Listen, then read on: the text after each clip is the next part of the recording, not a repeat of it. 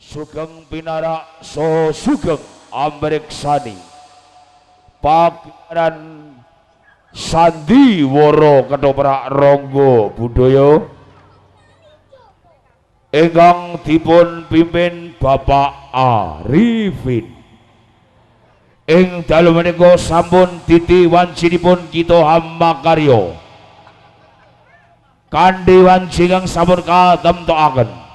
Saderengipun kita badhe ngaturaken salam pambuka Gelora Ronggo Budaya Amurweng Gati.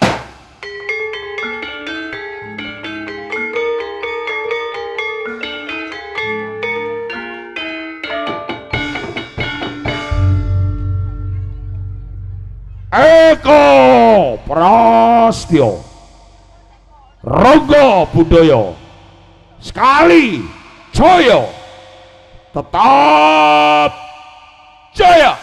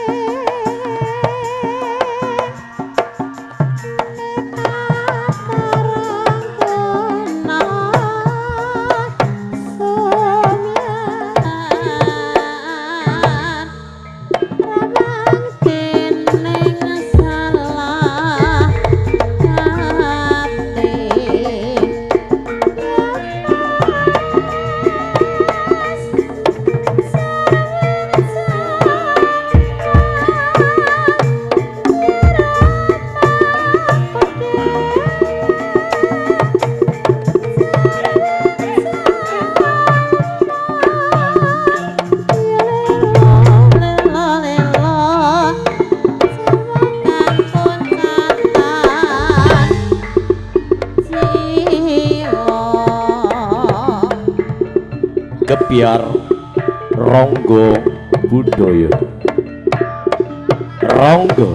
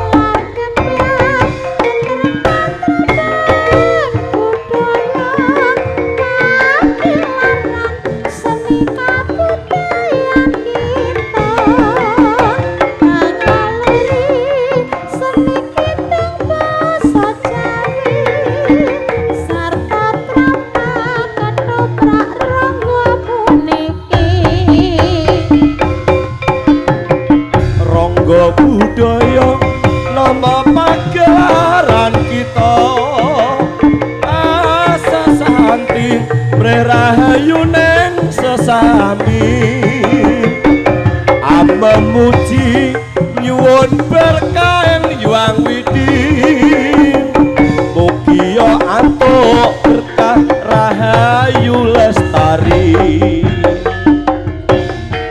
Gebyar seniman seniwati ayu Rangga Budaya asik. Ayo yo.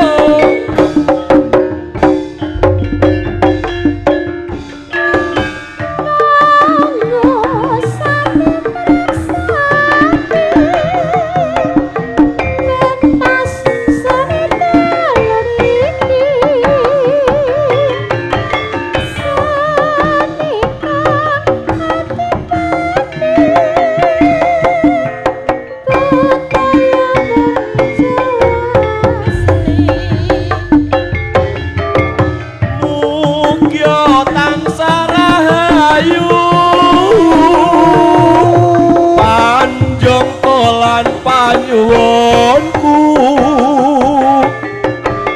mewah nyuwun pambiyantu pamuji sarta pangestu Rangga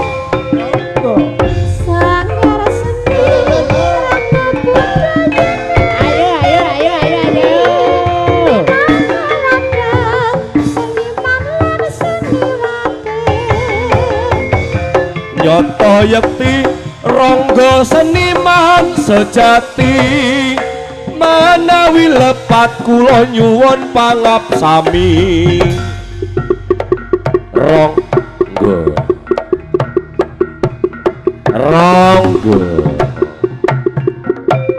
yo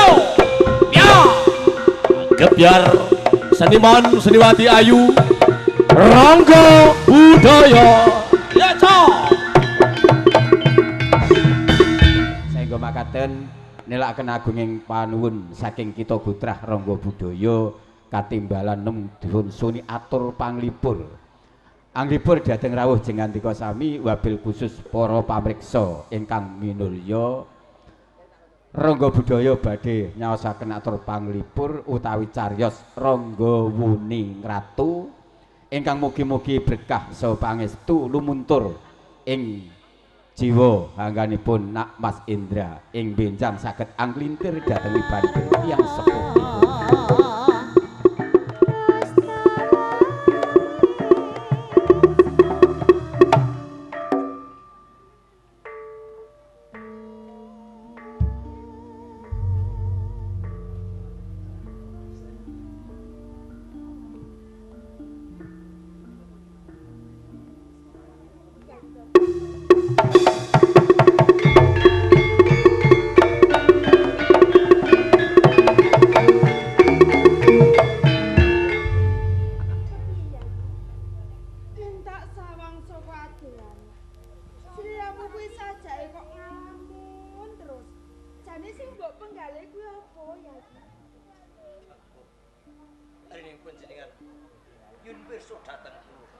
boten wonten tiyang ingkang kula gagas.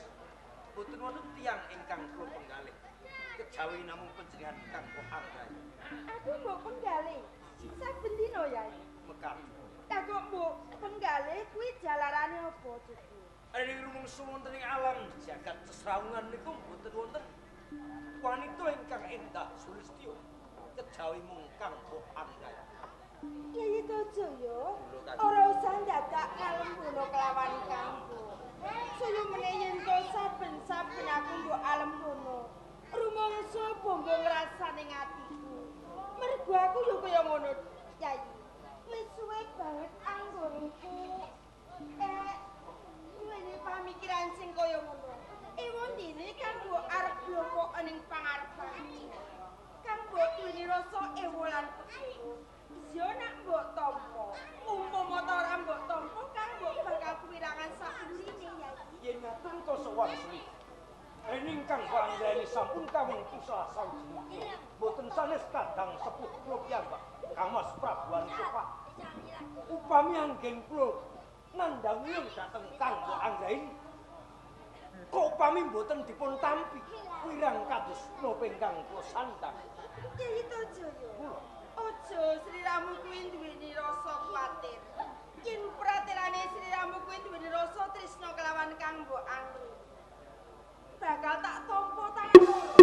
Yen boten kasembahan.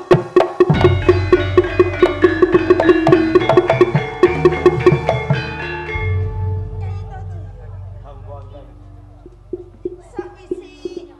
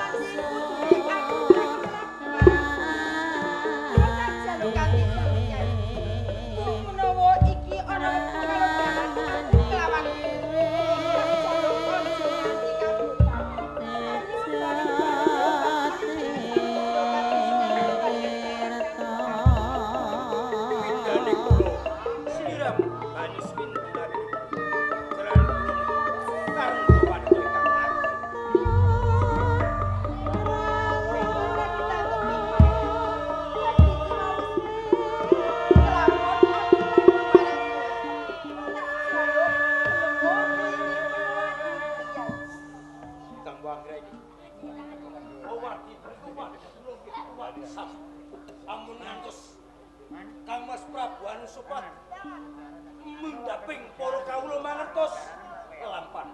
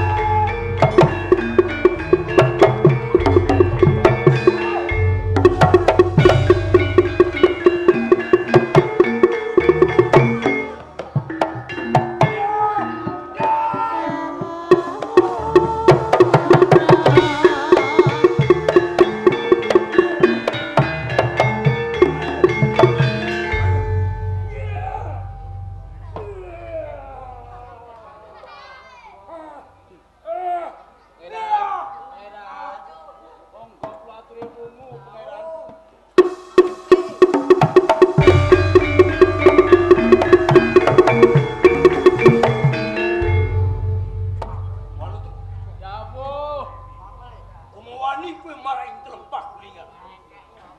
Jugarake anggonku. Lagi liep, lek pingaluyut. Aku lagi ngimpi.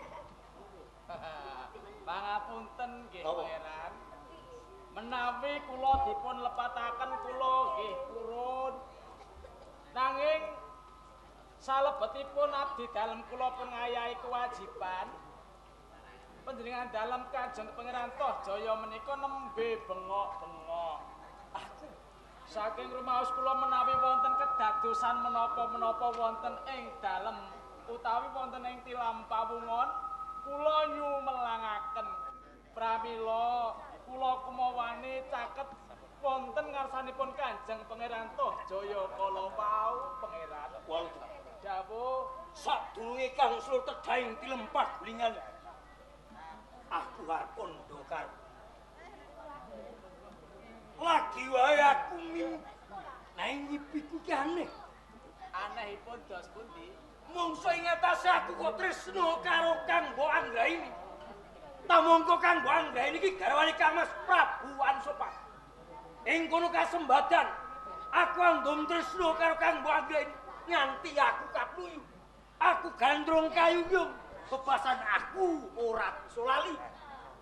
Nanging sajroning aku andom katresnan lelomban ning samudraning Asmara. Kadingangan Kang Mas Prabu Anusapati. Kang Mas Tukul pindho ya sinipi aku diajal tanding. Aku katingkes. Aku tanding karo Kang Mas Anusapati. Sadroning ngimpenku aku langsung lali karo Kang Mbok Anggraini. Monggo aku tresno banget. Yen kelakon kaya ngene iki, apa aku bisa kelakon tresno karo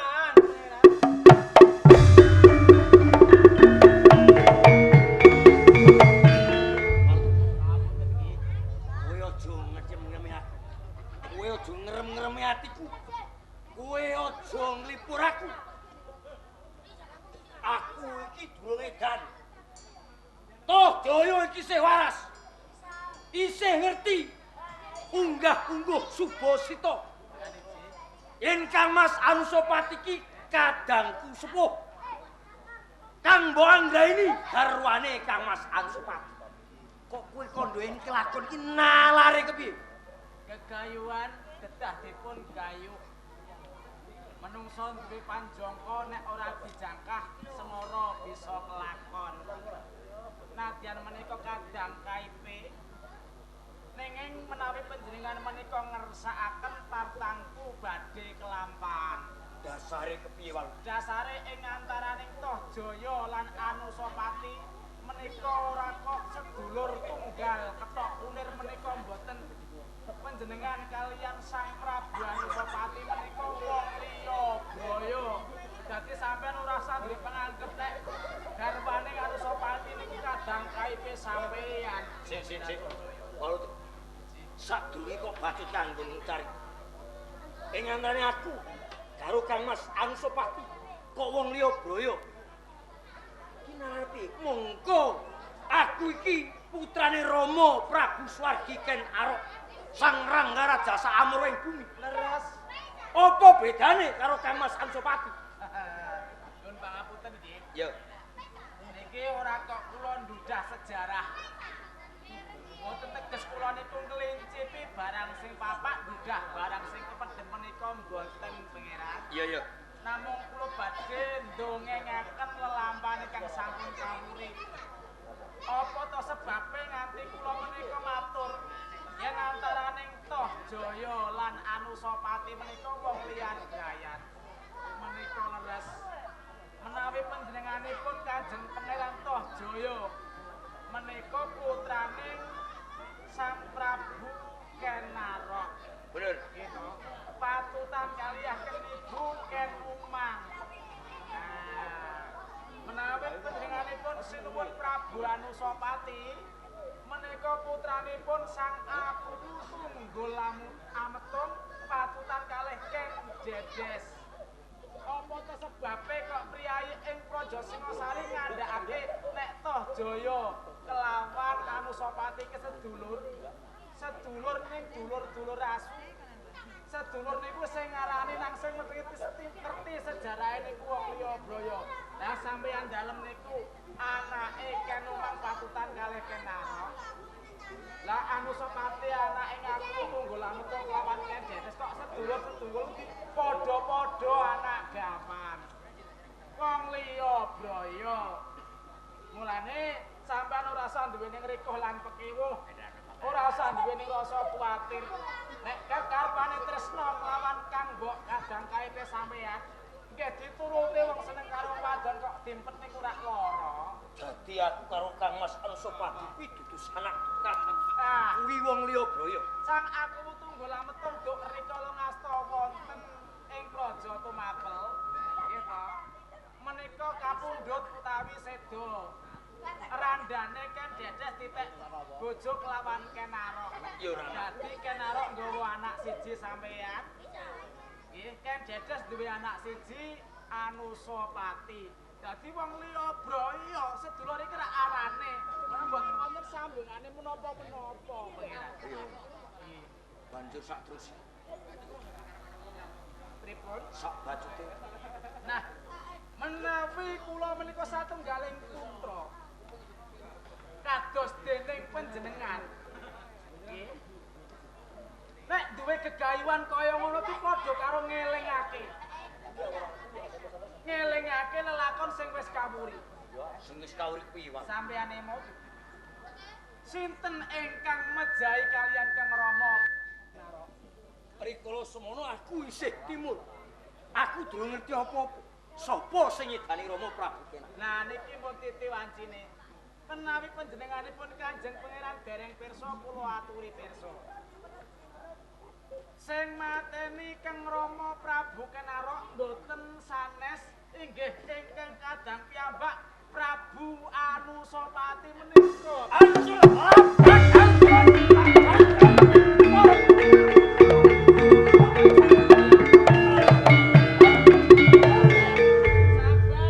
Sabar. Aduh mati aku. Apa kok Allah Prabu Anusapati wani nyedani Rama Prabu Ken Narok. Dewe iki kudu nyaur nyawa, utang nyawa, bayar nyawa. nggih kula ngertos pangerane aja krusak-krusu kaya ngono. Kepriye? Apa kowe ngilani karo Tajaya? Mboten kula mboten ngiyas dhateng kadegdayan panjenengan Kanjeng Pangeran Sing ngerti. Nanging panjenengan kedahe mut ing Praja Singasari menika katunggon pusaka ingkang ampuh. Nggih. Ingkang kadang Prabu Anusapati menika tasih dipun kemuli dening para dewa. Mila mboten gampil menawi panjenengan badhe mejahi dhateng Prabu Anusapati. Nah, menawi panjenengan menika kersa kula egohaken, kula menehi dalan piye carane ben gampang mateni karo Prabu Anusapati. Carane piye, Mas? Kecil mungguing kula. Kecil. Ning nek pun kelakon ampun lali kalih kula nggih. Oh, Jaya ora bakal lali marang abdi Kang. Siji tok penjaluk kula nek pun kelakon. Bayaran kula mangundhake nggih. Bayaranmu sesuk tak undhake. Matur nuwun. Sing maune 300, mengko yen aku asembatan nyedani Kang Mas Anusapati, tak dadekno 150. Lho, lah niku ora mundak malah dilorot. Sapa sing ora mundak? Lah 300 saya kari garis 150. Pripun to sampeyan niku ah? Lah utangmu ora mbok hitung. Aduh, Utang kandak. aja guyon. Nggih, Kepiye? ngaten nggih. Sarana panjenengan saged mejahi kaliyan ingkang kadang nggih Prabu Anusapati. Kedah kagungan bentuah ingkang ampuh. Kudu duwe pusaka kang katiyasane ngedap-edapi. Apa pusaka kurang ampuh? Alah nek ditamake Prabu Anusapati ora tumomo pusakane sampeyan. Apa tenan? Nggih. Lah kudune pusaka apa sing tak duweni? Kang diagung-agungake wonten ing Praja Singasari. Ingkang mapan wonten ing Plangkan utawi Taman Boboci. Menika wonten pusaka ingkang ampuh. Inggih pusaka Kiai Gandring. Menawi Kiai Gandring wonten asta panjenengan suwe mijet wae ngeranti kasembatan mateni Prabu Tak colong iki.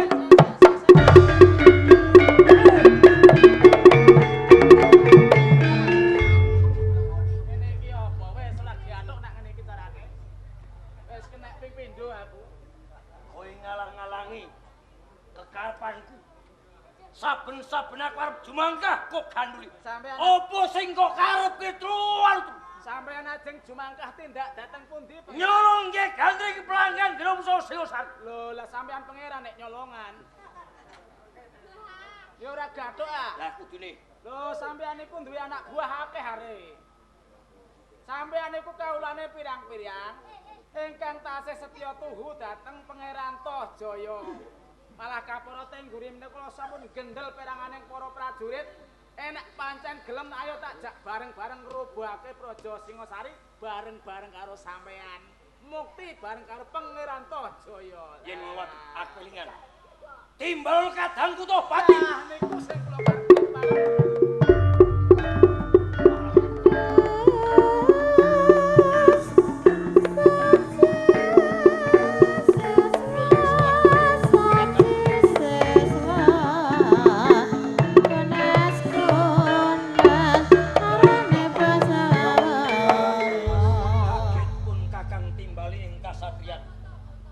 Kados tinubruk simo lepat kaget salebetipun manah dene kula katimbalan.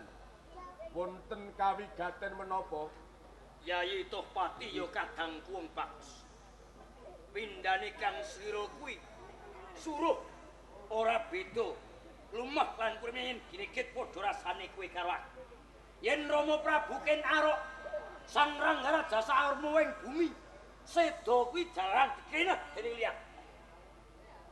Monggo yen ana anak lanang pindhane kudu mikul dhuwur mendem jero marang untu. Nggih. Aku njaluk Yayi Tohpat yen sedane Rama Prabu kenarok jalan saka kenahe menungso. Ora liya kadangmu dhewe Kang Mas Anusapati Yayi. Kang Mas Prabu Anusapati.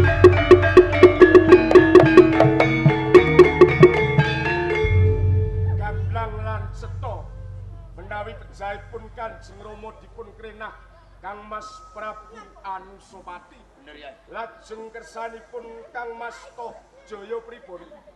Ening Kang Mas Anusapati iki kedunungan bentuah kang ampuh lambang kadayan Singosari dok rikala semono kagungane Rama Prabu Kenaro.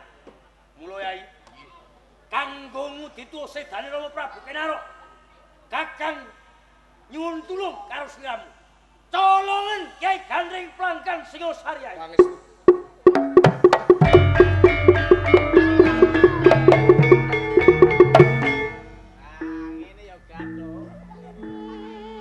Ampun satu tumindak wong sugih kok tumindak dhewe kok engko nae akeh sing padha nglakoni kok sampeyan. Nek iki tenan. Lem ngomong iki ora ngabis. Wah, kula Ora goro. mboten ate goro. Goro tak ketok ilat. Tak ilat aku. Ngene ya gathuk gayeng seneng aku. Negara pawakaning praboting lan liyane bayarane oke-oke nek do meneng ae. Tentrem kenaan kaulane ora ono sing padha geger. Lah nek tak obong kaya ngene tak du siji mboko siji rame. Negara nak rame aku ya bareng. Teni kowe. Jeblokan dulur padha dulur matilah wong ora anakku wae. Bongko ya ben.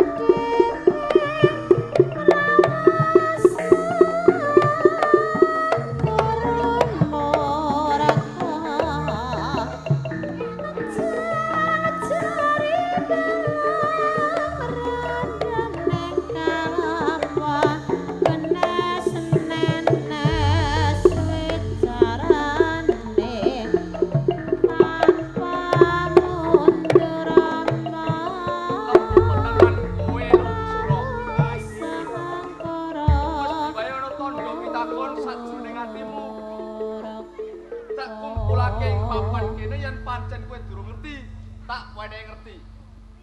Mergo lagi wae aku entuk dawuh saka Kanjeng Dipati. Gen supaya ngandani karo kowe sakloron. Jaga gedung pusaka. Mergo ing gedung pusaka iki kacondokan pusaka kang ampuh. Kalebu bintuah ing Praja Singasari sing jenenge Kyai Margapati. Mula tak jaluk kanthi banget aja nganti ana paungan kang mlebu ing papan kene. Mergo nek nganti pusaka iki ilang, ora ana siji loro, kowe lan kowe kalebu aku ing mengkone sing bakal entuk Pidana-pati. Iki piye, Kang? Lah rasane awakku rasa lumrah. Yen rasake kok ada saben ora kaya ngene. Pancen bener apa sing dadi kandhamu? Mergo wingi ora ana angin, ora ana udan. Iki angin kok semgribit. Semriwing rasa ngantuk aku. Kowe ngantuk. Ngantuk. Wah, ya iki. Ning ngene. Kalamun kowe turu, siji karo siji kudu ana sing melek. Aja nganti padha turu bareng. Umpama aku sing turu, Ya aku semelek ah. kaya ngono. Ah iya. Dadi giliran. Giliran. Yo. Nek kaya ngono, aku sing turune dhisik, kowe sing melek. Oh ngono. Mergo aku iki yo ngantuk. Ngene carane. Yen nganti kowe turu, nek ana swara wedhus mbak, kowe kudu tangi. Nek ana swara wedhus mbek, Kowe tangi ah. Gede aku turu. dadi kowe sing turu. Yo. Tapi yo aja lali. Aku yo nganggo aturan. Apa aturane? Kowe emang ana mbek, aku tangi. Ning iki aturane ana neh.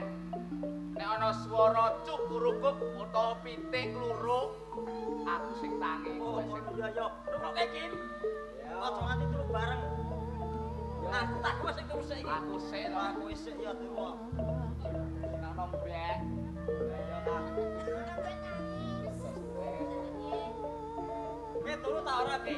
Aku ki yo krasa ngantuk. Nek ki krasa ngantuk turu gak apa-apa aku sing melek. Wes aku tak turu sampean Ayo. dijogo Kang yo. Ya ya. Aja kuwatir. Wah. Kebodhon aku. Mbak, Mongko kabeh iki padha bayarane. Lah aku melek dhewe. Syukur-syukur. Wah, semewo. Malah kualik. Lho, mang jare ana mbek aku sing tangi. Apa kok cukurukuk? Berarti ora cukurukuk, berarti aku ya turun neh. Wong kualik.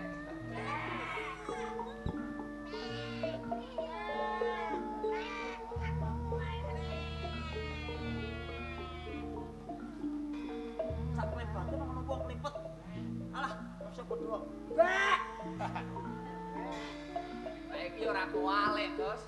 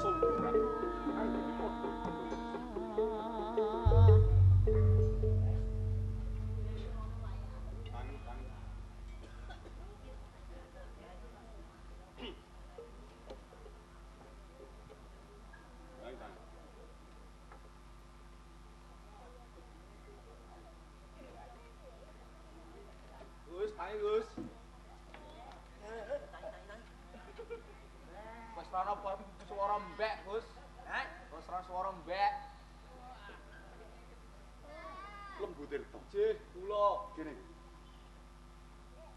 Lagi padha ngopo? Nggih, jadi gedung pusaka Kanjeng. Padha jaga gedung Nggih. pusaka apa sesungguran? Niki wau kula lak sayah. Dados kula nggih tilem. Padha turu. Nuwun sewu nggih Kanjeng. Kok janur Gunung Kadingaren panjenengan rawuh wonten ing gedung pusaka, tenane wonten wi gatos punapa Kanjeng? Lagi mundi ayah dalem Kang Mas Prabu Anusapati. Aku Kang Supaya pundhut ananing Bentuah ing Singosari. Ya Kyai Margapati Smelanggati. Nah, mbok menawa pusaka Bentuah ing Singosari wis asta. Tak paringke panjenengane Kang Mas Prabu Anusapati merga Kang Mas Prabu kuwi ngersake pusaka. Oh ngoten. Coba pundhut. Menawi panjenengan ngersake Kyai Margapati panjenengan boten badhe kuciwa. Ya. Kula pendhetke. Ya. Aku sing jupuk. Ah iya, mergo sing luwih tuwa. Iya. Canom ora oleh jupuk. Waduh, lho, mati ya, hei.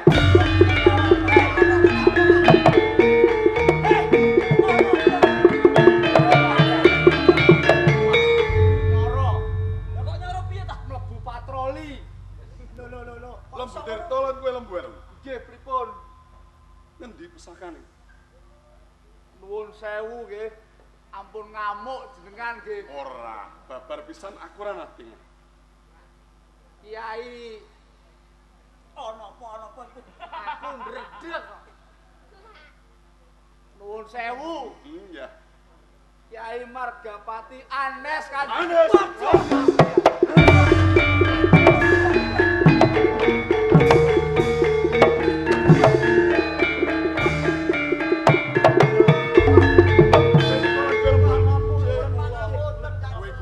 Singosari wis mireng oncating Bentuah ing Singosari padha karo oncate panjenengan Kang Mas Prabu Anusapati. Rining kowe kawula kang luput ora mancai sekabeng tumindak lan tumindak kanthi kowe pusaka Suraganti ilang. Kanggo kowe kepati.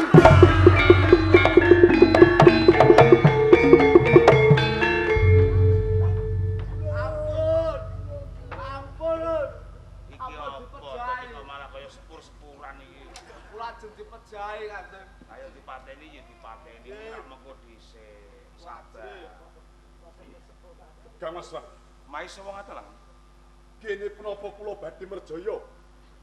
Sedaya para lembu Tirta lembu alon ingkang sami jagi wonten ing salebetipun bangsa. Ya. Lajeng panjenenganipun Kang Mas Prabu nyahak menapa ingkang dados kepanggung. Ndadekake cingak penggalingipun Kang Mas Dimas. Ana wigati apa wanci tengah latri. Swara gumledhuk pating brengok kaya-kaya jroning negara kilang tatanan lan subasita. Ingsun lagi wae sare keng lembon banget tangi gragapan merga swara keng gaduh swara kang gumuruh. Jane ana apa Kang Mas Prabu Anusapati. Iya. Panjenengan dawuh dhateng kula maisa ngateleng. Kowe mlebu ana ing gedhong pusaka Pundutana pusaka Kyai Margapati ya Kyai Gandring. Salajengipun kula ngesti dawuhipun Kang Mas Prabu mlebet wonten ing pati pusaka. Nyuwun ananipun Bentuah wonten ing Singosari. Ya. Kasunyatan sedaya para neoga ingkang sampun sami mikul kewajiban Bentuah Singosari Anes. Belum.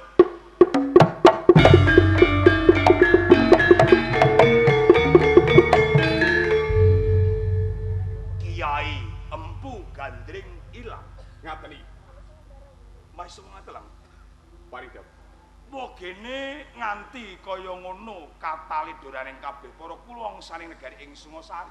Monggo wis tak paringi dawuh wiwit Nayaka Tamtama Narapraja mantri pangarsa kalebu kowe. Iya. Rikala semono wis tak wenehi dawuh yen to Kiai Empu Gandring ya Kiai Margapati kuwi Bentuah pengayomaning negara ing Singosari. Ning ewadene wektu dina iki iso kabobol dening manungsa ilang saka ing gedung pusaka. Aja kowe mung nyalahake marang Lembu Tirta Lembu Alun lan liya-liyane merga kowe pangarsaning negara.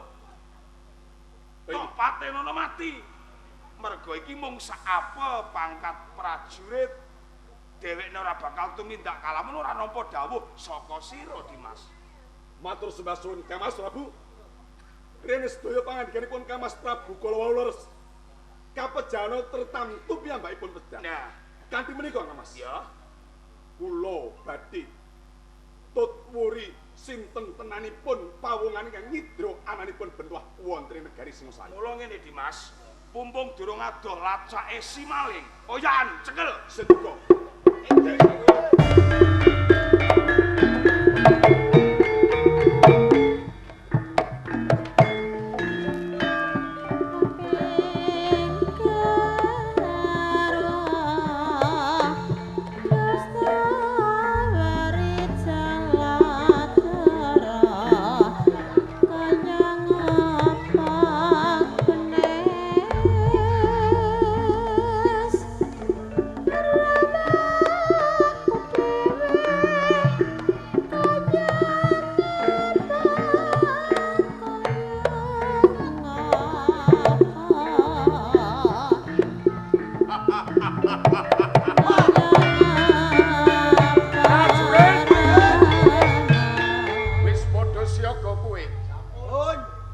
Margapati ya Kyai Gandring. Saiki wis bisa tak colong saka ing plangkan Praja Singosari. Pomo dipomo. Yen ing papan kini ketekan wong Singosari, kowe kira-kira doani perang? Hei! Wantun. Kowe ya wani mati? Nggih wani mati. Hei! Nggih, kula wantun pejak. Sing banter bar mangan gedang ngono kok. Alon-alon ngomongamu. Hei! Nggih. Apane sing nggih? Patoman gedang. Aku iki takon. Nggih. Kowe kira-kira ya wani mati? Wantun pejak kula. Yen ana wong Singosari temu Nggih. ning papan kene, kowe wani mati. Wantun. Yen pancen kaya ngono, kowe padha siaga ya.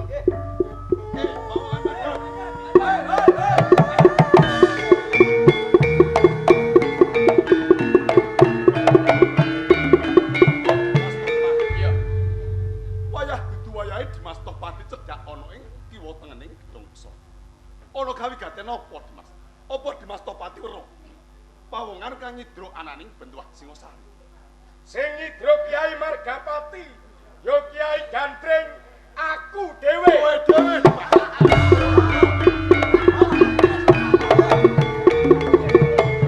Dimas Tohpati. Apa dosa diamu Dimas? Kowe nganti nyidra ananing bentuah Singosari. Mongko kuwi pikukuh ana ing Praja Singosari. Gun kunjolong Kyai Margapati, ya Kyai Gandring, aku kepengin mateni karo Kangmas Prabu Anusapati. Apa sebabke Dimas Tohpati kepengin mateni kelawan Kangmas Prabu? Mergo wong tuaku, Sudarmaku dipateni karo Kangmas Prabu Anusapati. Dimas Tohpati. Aku uga tunggal karo kowe. Nang aku ora duwe pinemu paten pinaten kaya ngono. Damar mancung cinupet cukup pos menia. Yen nganti kedlarung-darung mengko dadi paten pinaten kanthi kuwi Dimas. Sing wigati pusaka tak jaluk. Pusaka Kyai Margapati sampeyan jaluk. Ya. Tak wenehno nanging tak rewangi tetes sing getih kengkungan. Oh, kelakon kowe Mas. Sora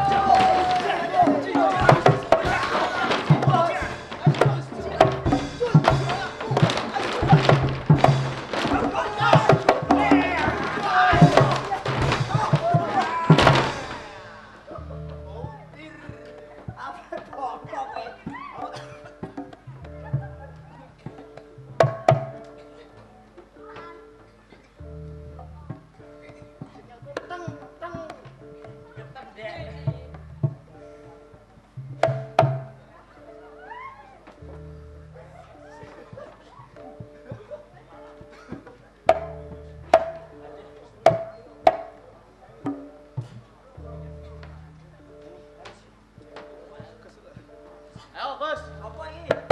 Wong telu musuh kowe.